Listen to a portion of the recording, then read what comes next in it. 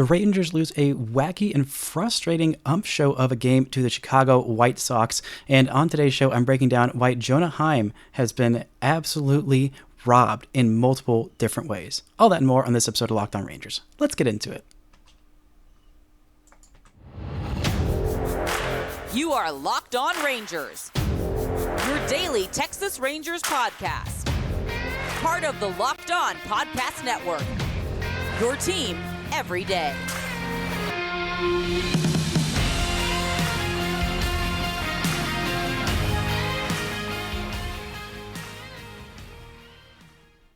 You are locked onto the Texas Rangers. I'm Bryce Patrick, a cripplingly addicted Texas Rangers fan since 2010, the founder and host for all 5 seasons of this Locked On Rangers podcast. Today is Wednesday, June 21st. Your Rangers are 45-28, alone atop the AL West with a 5-game lead over the Angels.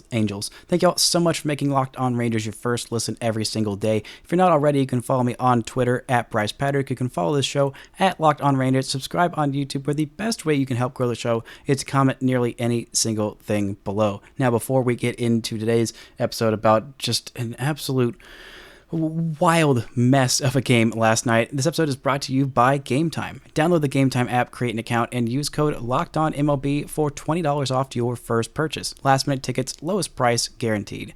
Now, this was a wacky and wild game. The Rangers ended up losing 7-6. They had the lead late on in this one, a 2-run lead that the bullpen could not hold. A rare rough game for the Rangers bullpen that has been in a really good way as of late, but the offense for this Rangers team was mostly humming against a really, really tough Dylan Cease. Cease's numbers overall on the year don't look necessarily super impressive. His ERA is still over 4, but we saw in this one why he has had several top 10 finishes in AL Cy Young the last few years. He went 6 innings, 5 hits allowed, 2 runs, both of which were earned, a pair of walks, and 9 strikeouts. His slider is absolutely devastating. His fastball slider combo is very, very effective, and that curveball is also pretty effective too. He got a lot of swings and misses from the Rangers. Just a really tough day for Josh Jung, who, by the way, was back in the number 3 hole in the lineup. It kind of surprised me because he was going up against a righty, and a very, very tough righty in Dylan Cease, and it wasn't quite as good a day, number 2 in the 3 hole for Josh Jung, 0 for 5 with 3 strikeouts, including one in a really tough situation with runners on second and third, with just 1 out, could not get the runner home and give the Rangers, I believe that would have been the go-ahead run at that point. He ended up striking out, but he got a pretty bad call on 0-0 that was just well inside the strike zone. This umpire is just, I swear, umpiring has been so frustrating, the amount of inconsistency in balls and strikes being called, especially against the Rangers. I mean, it's just really frustrating to see that inconsistent of a zone and have so many calls go against the Rangers in such big key spots, and there's just literally nothing you can do for them. But that 0-0 call wasn't the worst. I don't even think it was the worst balls and strikes call. Maybe it was the highest leverage and had the most impact, but there's another umpiring decision that we'll get to later on in this segment, but it was just really frustrating to see, a frustrating day for him, but a big day for the number 4 hitter, Adolis Garcia, a pair of hits. He was really the only one it looked like who was getting Dylan Cease early. He had a double and a massive home run, 112 miles an hour off the bat, not even his hardest hit ball of the year. That was 115 mile an hour, I believe, single that came about a month ago. It had been a bit of a power drought for Adolis Garcia. This was only his second home run in the month of June. His first one came, of course, against his former team, the Cardinals, back on June 6th. But outside of that, it had been a little bit of a power outage for him. And then even before that, his next home run before that June 6th one was against Colorado on May 19th. So it had been a while. His homers come in bunches. We all know that he had the 4 homers in a 3-game span against Atlanta and Colorado, and then just a little bit of a drop off there, and then he obviously had the massive home run barrage against the A's, but it comes and goes. He now has the team lead with his 16th home run, just absolutely massive. Good to see him getting back into it. His power numbers may have dropped off, but the on-base numbers have definitely gotten a lot better this month. He's got a 380 on-base percentage versus a 316 in the month of May, so he's been much more patient in his counts, working his walks and trusting the guys behind him in the lineup to come up big, and for the most part, they have. I mean, now it's Nathaniel Lowe hitting behind him as opposed to Josh Jung, and then behind him is Jonah Heim, who I'm going to get into my whole spiel about Jonah Heim in a second, but I've been really impressed by Adolis Garcia. It kind of shows what he's been doing this year. We all know that he's got the incredible raw power, and when he gets a hold of one, it goes an absolute mile and a half. But him being more patient is the key to him unlocking a much higher level of offense overall. I mean, it may be frustrating to see him go, 10 days or, almost 2 weeks without a homer, but he's still contributing in other ways offensively and defensively. His arm is huge, and he provides a lot of value to the Rangers. And man, I am so grateful that the Rangers gave up those cash considerations. I hope that the $250K or $500K or however much it was that the Cardinals got for Adolis Garcia in that trade is treating them well. I hope they spend it on something nice for themselves. Like, I don't know, maybe some rookie who played like 10 games or something, but it doesn't matter. It doesn't matter because Adolis Garcia is a Texas Ranger, and so is Corey freaking Seager. What a game for him. 3 for 4 with a walk and 5 RBIs. 5 RBIs for Corey Seager. He just continues to absolutely mash. His win probability added in this one, 78.5% win probability added. He was just smoking balls left, right, and center, actually mostly to center field. A couple of balls that I thought could have been home runs, may have been home runs in other parks, but 112 mile an hour double in the 8th inning, and he also had another hard hit ball, 104.9 mile an hour double in, I believe, the 4th inning. He just was absolutely stinging the baseball like he continues to do. He is the best shortstop in all of baseball. I stand by it. I know his defense is not that great, but offensively, he's maybe the best hitter in all of baseball. That's how freaking good he is, and he is a shortstop. He provides so much freaking value to the Rangers. 2 of his hits were of the go-ahead variety, including late on in that 8th inning, that 112 mile an hour double. That was a go-ahead double scoring Leody Taveras and Travis Jankowski as well. Rangers weren't able to drive him in, but still, he got the Rangers the lead late, and you hand it over to this bullpen. More times than not the last couple weeks, you kind of trust this bullpen to do the right thing and come up in a big, big way. They didn't in this one, but I don't necessarily blame them. This was a rough outing by Nathan Eovaldi's standings, or by his standards as of late. A pair of home runs. He has not allowed a whole lot of home runs this year. He's actually allowed very, very few home runs, and so those home runs are kind of starting to come back on him. He's at 0.7 home runs allowed per 9. I believe he was at 0.4 0.5 heading into this one. Still not walking a whole lot of guys. Walks per 9 are down below 2. Would like to see him strike out just a few more batters. The strikeouts have not quite been there as much this year. Just 4 strikeouts for him in this one and a pair of walks. 4 runs for him in 6 innings of work. Good to see him going deep into this one. So the Rangers only had to use 3 relievers, and 2 of them didn't even pitch a full inning. But Grant Anderson was one of them. He had a little bit of a rough day. 1 inning for him, 3 hits, 3 runs, all earned, a pair of walks, and a pair of strikeouts. But, I think at least one of those runs, at very least one of those runs should not have scored, maybe even all 3. We're going to look at why in just a second. But first, this episode is brought to you by Game Time. Buying tickets to your favorite events should not be stressful, and with Game Time, it is the fastest and easiest way to buy tickets for all the sports, comedy, music, theater near you. With killer deals on last-minute tickets and their best price guarantee, you can stop stressing with the tickets and start getting hyped for all the fun you'll have. Forget all the planning months in advance. Game Time has deals on tickets right up to the day of the event. Get exclusive flash deals on tickets for football, basketball, baseball, concerts, comedy, theater, and more. The Game Time guarantee means you'll always get the best price. If you find tickets in the same section and row for less, Game Time will credit you 110% the difference. Get images of your seat before you buy so you know exactly what to expect when you arrive. Buy tickets in a matter of seconds, just 2 taps and you're all set. Tickets are sent directly to your phone so you never have to dig through your email. Download the Game Time app, create an account, and use code LOCKEDONMLB for $20 off your first purchase. Terms apply. Again, create an account and redeem code LOCKEDONMLB for $20 off. Download Game Time today. Last minute tickets, lowest price, guaranteed.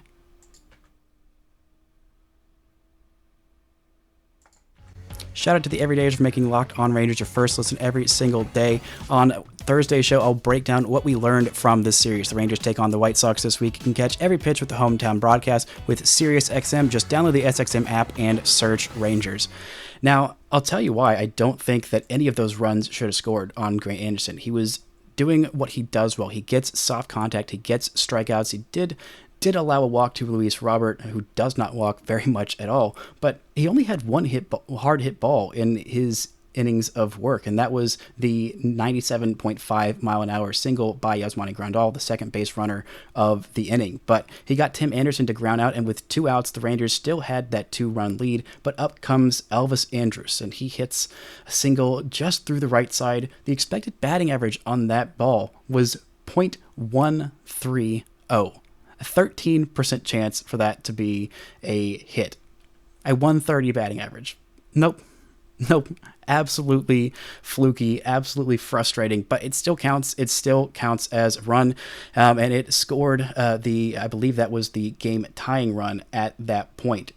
Just really, really frustrating. Adolis Garcia uncorked a great throw to try and get the runner out, could not quite get him, and then Elvis Andrus advanced to second on that throw. And then up comes Zach Remillard, who is apparently a folk hero to the people of Chicago, had a couple of clutch hits in his MLB debut when he came in for Tim Anderson on Saturday against Seattle and won them that game in extra innings, and he came up clutch again here. He had a single that had a 970 batting average against, but only 88.1 miles an hour off the bat. Again, still a not hard hit ball, which is what you want, but was hit in the right place down into left field. This was a tie game at this point, 6-6, and he dumps a ball into shallow left field. Travis Jankowski makes a great play to get to the ball very quickly and uncorks an absolute strike, a perfect strike to Jonah Heim at the plate. He guns down Elvis Andrus. Tie game. Rangers head into the top of the ninth with Adolis Garcia, Nathaniel Lowe, and Jonah Heim due up to hopefully get them the lead and then turn the ball over to Will Smith in the bottom of the ninth. But the White Sox think, I don't know, maybe Elvis was safe. Maybe he was safe. Why don't we just go ahead and use our challenge? And they did.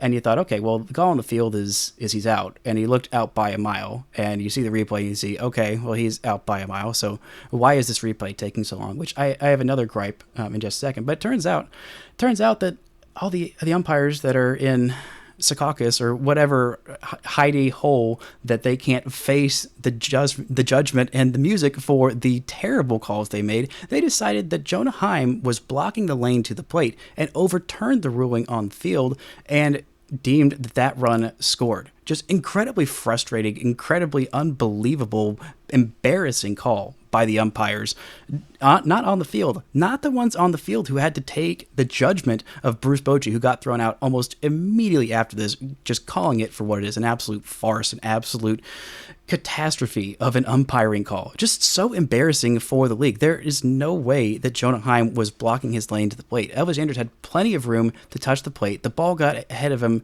It had him beat by at least 3-4 feet. And even if he was blocking the lane, which again, Jonah Heim most definitely was not. Where else the heck is he supposed to stand? Like if he stood on the other side, gave him a further lane, then he wouldn't have been able to catch the ball. He had plenty of legal room to get there, and Elvis had plenty of room to slide in safe at home. But the umpires ruled that that wasn't the case, and so that decides the freaking game. That's the go-ahead run in the bottom of the 8th inning. You cannot overturn a call like that in that situation. You shouldn't be able to overturn that call in that situation anyway because it was the wrong call to make. It was the right call on the field, and then what the heck is the point of having a replay review if you're going to go and undo right calls that the umpires make on the field? I have said this for many moons, and I stick by it, and that replay review took so long. If they're so concerned about the pace of play in the game, they should have a timer on replay reviews. And I think this should be the case in all sports. If you set the timer at 2 minutes, if you have a replay review, the umpires who are wherever they are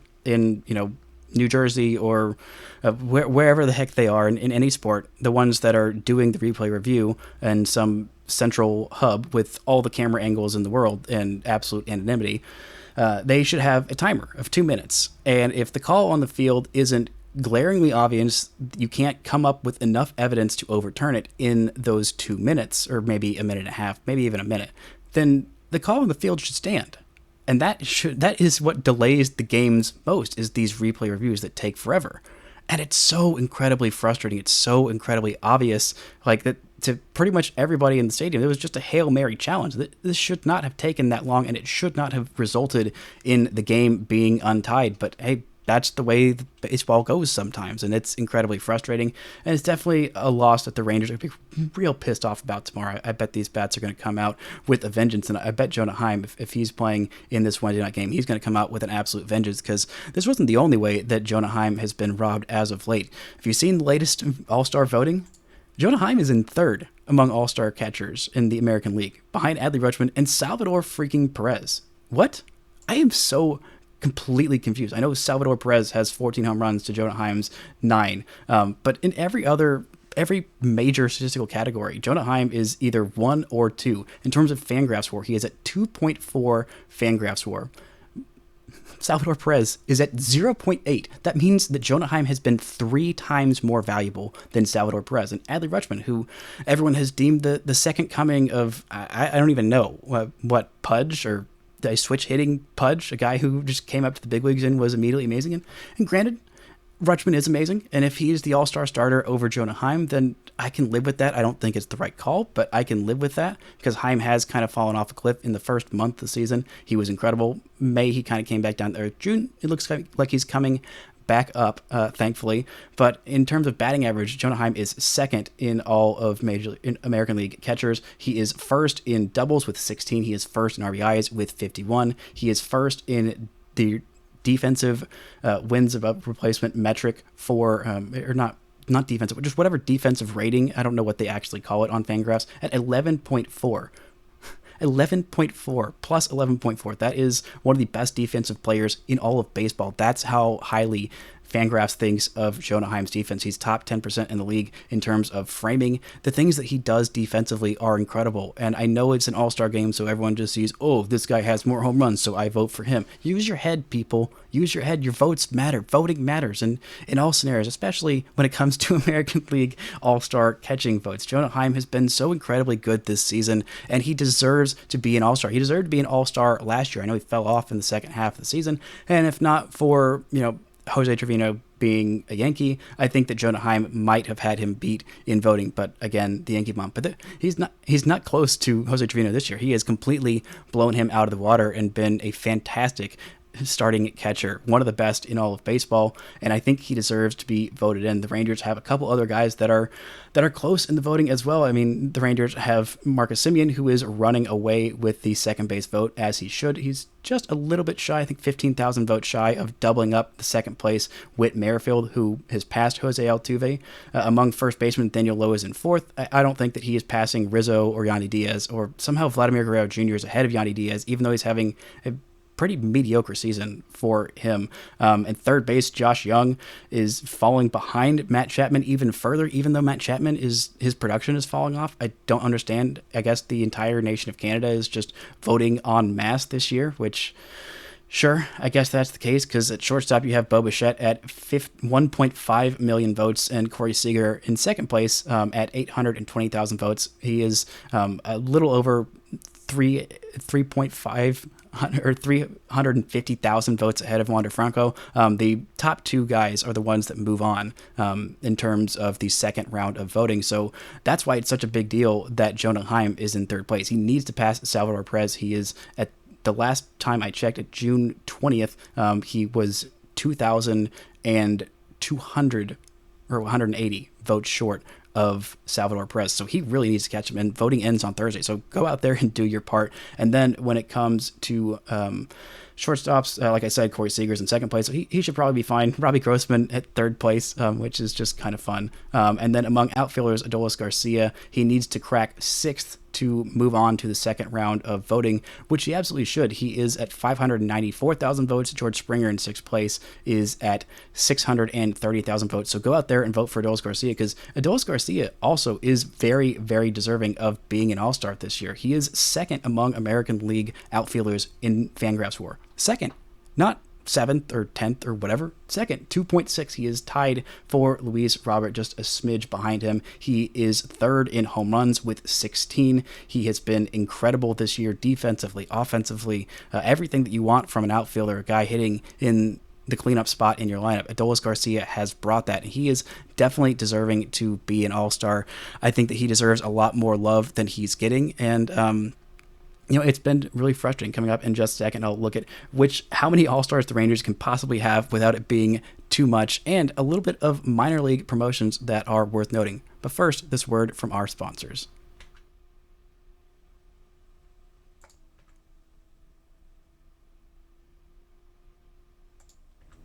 Shout out to the Everydayers for making Locked On Rangers your first listen every single day. On Friday's show, I'll talk about this week in the minor leagues. The Rangers take on the White Sox this week. You can catch every pitch with the hometown broadcast on Sirius XM. Just download the SXM app and search Rangers. Now, in terms of how many Rangers, I think it could be too many before it's just a little bit egregious. Like those years when Kansas City fans would just absolutely bomb the ballot boxes. And, there's a lot of guys who I don't think necessarily deserve to be All-Stars. Or that one year that, no shade to Brock Holt, but a little bit of shade. When somehow Brock Holt was an All-Star for the Boston Red Sox, which I still can't wrap my head. Go look at his baseball reference page and look at the numbers that he did that year and tell me you think he is deserving of being an All-Star. No shade to him, great former Ranger. But still, I think the Rangers deserve to have all these guys that I mentioned, and as well as Nathan Eovaldi. I know he's falling back down to earth just a little bit right now, but Eovaldi's been so freaking good. He was the pitcher of the month in May. He was incredible. He's falling back down just a little bit. His numbers are still make him among the best starting pitchers in all of Major League Baseball. And I think that all of these guys deserve to be All-Stars. I mean, Seager absolutely deserves to be an All-Star. There's no doubt that Marcus Semien should be starting at second base. No matter which league he's in, he is just by far and away the best second baseman in all baseball. I know his numbers are kind of coming back down just a little bit to earth, but I think those numbers are going to pick right back up. And he has still been so incredibly consistent. It was so big for the Rangers when Corey Seager was out. And I know that Corey Seager has missed some time, but the stuff that he is doing, the stuff that he has done since he has come back from his injury, it's just absolutely incredible. Right now, he is third among AL shortstops in Fangraphs WAR. Third, with just 42 games under his belt. It's just absolutely incredible what he has done. Jeremy Pena has played 69 games, which is pretty nice for the Astros. He has a 1.2 Fangraphs WAR. Corey Seager has played 42 games. That's 27 fewer, almost a third fewer. And he has double the WAR of Jeremy Pena. And Pena's seventh. He's been pretty good this year. I mean, that's how good Corey Seager has been in his short sample size here. He's hitting .367 with an on-base of .424 and slugging .657. It just absolutely unheard of, unreal offensive numbers. That's why Corey Seager has been the best offensive player in all of baseball. 10 home runs for him, 45 RBIs, which those 45 RBIs in 42 games are second among AL shortstops behind just Bo Bichette, who, no shade to Bo Bichette. Bo Bichette's been fantastic, and he probably is going to start this All-Star game, but I just don't think anyone in their right mind can omit Seager from this roster. I mean, I think it's probably going to be, it should be three shortstops, I think. Bo Bichette is running away with the voting, and Seager is blowing Wander Franco out. Wander Franco is, I think, the WAR leader for all of baseball at 3.4 Fangraphs WAR. He's been incredible this year. He's hitting .291 with an on-base of .355 and slugging at .461, playing exceptional defense. 24 stolen bases for him. He's been absolutely electric for the Rays and their MVP on the best team in baseball. But Corey Seager has just been so freaking good. I don't think anyone in their right mind can omit him from this roster. I'm going to be upset if Adolis Garcia isn't on the roster, but I'm not going to lose my freaking mind. I don't think that Nathaniel Lowe has done enough this year to be an All-Star, but he's got potential. And, oh, by the way, Josh Jung should absolutely be starting this All-Star game. I don't know if he will, but there's no way that you can omit him. So, I mean, you have those guys. Let's see, 1, 2, 3. Three of your infielders, and then Adolis Garcia. That's 4. Then Nathan Eovaldi. That's 5. And Jonah Heim. That's 6. And then let's throw a reliever in there for good measure. Josh Sborz. Why not? He's been one of the better relievers in all of the American League, and I think that he definitely deserves some All-Star love. He might not get it because there's going to be so many Rangers. I think if the Rangers go with 7 All-Stars, that might be a bit much. It might be. I don't think it would be personally. Maybe 6 would be too many for some folks, but I think that would honestly be about the right amount of All-Stars because this team has just been so consistent and so good. I mean, you look at the 7th and 8th most valuable players on the Rangers according to Baseball Reference WAR. That is, 7th is Josh Jung at 2.1 Fangraphs WAR, or Baseball Reference WAR, and Jonah Heim at 2.0 Baseball Reference WAR. You have 8 players on your roster. Not even halfway through your games. That is on pace for 8 players to have a 4 WAR season or better. Actually, I think if you include John Gray, that makes a few more. But it's just insane, the depth and talent of this team. They have a lot of stars, a lot of star power, and they deserve to be voted in the All-Star game. I think Leo Taveras also, if he was an All-Star, I would I would be for that. I think he's been incredible this year. I don't think that he is going to get it because of the other names on this roster. And frankly, I don't think the rest of the league has been noticing how good Leody Taveras has been both offensively and defensively in center field. Just a huge, huge plus for the Rangers. I've talked about him all week, so y'all know how much I love me some Leody Taveras, and I think that he has been huge for this team. But I just don't think he's going to get the love for the All-Star game. But there are some minor league news and notes that came about literally about 10 minutes after I started recording yesterday's episode, so of course they did. Note to self, always check Evan Grant and the rest of the beat writers' Twitter before you start recording an episode. But Owen White and Dustin Harris have been promoted to AAA Round Rock after some solid starts to the season. Owen White made his major league debut, and things didn't quite go his way, but he still looked like a major leaguer who just got some bad luck on the day, and I'm excited for him. It seems like the velocity is coming back, which was the main question for him. He'd been dealing with a neck injury all season, been playing through it. It was not something that was going to affect him or, hurt him long term if he pitched through it. So he pitched through it, had a little bit less velocity, a little bit less, oomph on his stuff, but he found ways to pitch through it, had okay results. But now that the stuff is starting to come back, he's starting to heal a little bit more from that injury. It has been much, much better results, and that's the reason why he was called up to the big leagues. Dustin Harris has had a pretty solid season, 60 games so far in DoubleA for him, a 780 OPS, an on base of 374. That is huge. 44 walks for him to just 65 strikeouts, 5 home runs, 4 triples, 14 doubles, and 24 stolen bases to just 2 times caught stealing. I'm really impressed with this kid. The Rangers got him, I believe, in that same trade where they got Jonah Heim. It was a trade from the A's. I think Dustin Harris might have been in the Mike Minor deal to the A's. I think that was the deal that the Rangers robbed the A's on. If he turns out to be, around the 80th percentile of his outcome, which is probably a first division everyday regular in a corner outfield spot with some mediocre defense, a lot of speed, and a decent chunk of power. And it seems like the approach is coming along quite nicely with that 374 on base. Really excited for him. Would like to see a little bit more power from him, but 14 doubles and 4 triples and 5 home runs. I just want to see more balls hit over the fence, but he'll get there, and I have been impressed with what I've seen from him.